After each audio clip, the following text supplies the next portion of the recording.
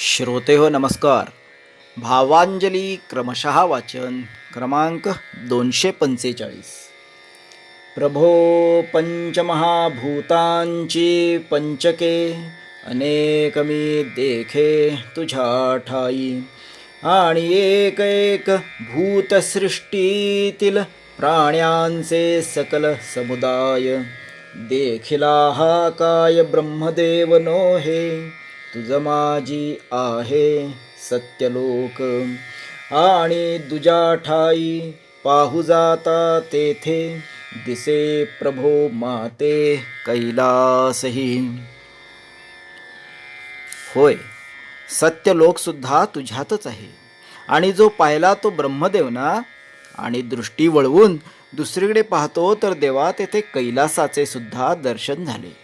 त्याच्या एका भागावर शंभू महादेव पार्वतीसह बसलेले होते तेही पाहिले. आणखी एक ऋषिकेशा, आम्ही एक नवल पाहिले. तुझ्यामध्ये कश्यप ऋषींसह सर्व ऋषींची कुळे पाहिली.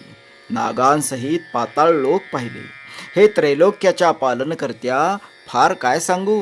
तुझ्या एका एका अवयवावर 14ही भुवनांची शिल्पे उमटलेली पाहिली. जशी चित्रे भिंतीवर काढलेली असतात ना, त्याप्रमाणे त्या एका एका चित्रात विविध जातींची प्रकारांचीही प्राणीचित्रेही सुद्धा होती. देवा नारायणा, असा तुझा असामान्य थोरपणा मी पाहत होतो. हे देवा, तू दिलेल्या दिव्य दृष्टीच्या प्रसादाने मी जेव्हा चारी दिशांना निरखत होतो तेव्हा तुझ्या हाताच्या दिव्य भव्य दंडावर आकाश अंकुरलेले दिसले. आणखी एक आश्चर्य जे मी पाहिले ते म्हणजे तुझे हात एकट्यानेच एकावेळी निरंतरपणे अव्याहतपणे सृष्टीची सर्व व्यापारादी कामे करीत होती. तुझी मोठी पोट म्हणजे सृष्टीचा अपार अमर्यादित विस्ताराची जणू ब्रह्मांड भांडारे दिसत होती. त्या विश्वरूपाची एकाच वेळी हजारो डोकी असणारी रूपे कोट्यवधींच्या संख्येने बघितली. असे रूप म्हणजे मुखरूपी फळांनी लगडलेले दाटून आलेले पूर्ण परब्रह्मच वाटत होते. चोहीकडे बघावे तर तशी मुखे दिसत होती आणि त्या मुखमंडलावरची विविध वर्णांची डोळ्यांची रांगसुद्धा दिसत होती. हा स्वर्ग, ही भूमी, हे पाताळ, हे अंतराळ, ह्या दिशा असे वेगवेगळे काही दाखवायची बोलायची सोयच राहिली नाही. असे सारे विश्वरूपमय झाले होते. भगवंता, अणु इतकी सूक्ष्म पोकळी सुद्धा अशी नाही की जिथे तू नाहीस, तुझे अस्तित्व नाही. मी तरी शोधून शोधून थकलो भगवंता. इतका तुझा विस्तार सर्वव्यापी आहे. प्रभो, नाना प्रकारच्या महाभूतांनी हे ब्रह्मांड विस्तारलेले आहे. त्या प्रचंड विस्ताराला सुद्धा तू तुझ्या रूपात सामावून घेतले आहेस, हे मी पाहिले आहे. म्हणून मनामध्ये असा विचार उठतो की तो कोणत्या ठिकाणाहून आला आहेस. तू उभा आहेस का बसला आहेस.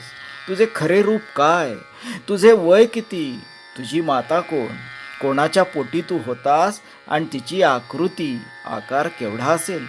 तुझ्या पलीकडे काय आहे. तू येथे देव म्हणून कशावरती आहेस.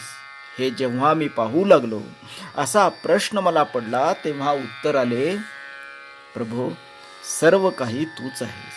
तुझे ठिकाण तूच आहेस. तू कोणाचाच नाहीस. तू अनादी आहेस. ऋषिकेशा, तू स्वयंभू अर्थात स्वतःच उत्पन्न होणारा आहेस. तू उभा नाहीस, तू बसलेला नाहीस, तू उंच किंवा ठेंगणा सुद्धा नाहीस. खरोखर तूच तळाशी आणि वरही तूच आहेस. देवा, तुझे रूप केवळ तुझ्यासारखेच असून तुझे वय सुद्धा तुझ्या वयासारखेच आहे.